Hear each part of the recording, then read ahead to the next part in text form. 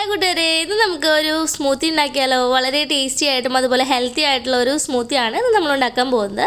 അതിനായിട്ട് ഒരു മിക്സിയുടെ ജാറിലേക്ക് നമുക്ക് വാട്ടർ മെലൺ ചെറിയ ചെറിയ പീസുകളായിട്ട് കട്ട് ചെയ്തിട്ട് ഇട്ട് കൊടുക്കാം. പിന്നെ വേണ്ടത് പഴമാണ്. അപ്പം ഞാനിവിടെ റോബസ്റ്റ് പഴമാണ് എടുത്തിട്ടുള്ളത്.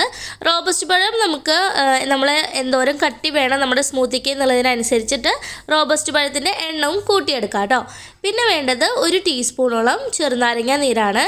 ഈ 3 ഇൻഗ്രീഡിയൻസും നമ്മൾ മിക്സിയുടെ ജാറിലേക്ക് ഇട്ട് കൊടുത്തിട്ട് നല്ലതുപോലെ ഒന്ന് അടിച്ചെടുക്കാം.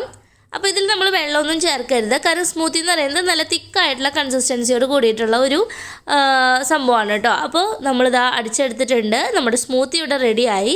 നമുക്ക് മോർണിംഗിൽ ബ്രേക്ക്ഫാസ്റ്റ് ആയിട്ടൊക്കെ ഈ ഒരു സ്മൂത്തി കഴിക്കാവുന്നതാണ്, അല്ലെങ്കിൽ രാത്രി ആയാലും നമുക്ക് ഈ ഒരു സ്മൂത്തി കഴിക്കാം കേട്ടോ. നല്ല ടേസ്റ്റി ആയിട്ടുള്ള ഒരു സ്മൂത്തിയാണിത്. ഇനി നമുക്ക് ഇതിൻ്റെ ടേസ്റ്റ് ഒന്നുകൂടി കൂട്ടാനായിട്ട് ഇതിൽ കുറച്ച് നമുക്ക് പീനട്ട്സ് ചേർത്തിട്ട് കഴിക്കണമെങ്കിൽ അങ്ങനെയും കഴിക്കാം കേട്ടോ. അപ്പോൾ എല്ലാവരും ഒന്ന് ട്രൈ ചെയ്ത് നോക്കുക. ഇഷ്ടപ്പെട്ടെങ്കിൽ ലൈക്ക്. Thank you.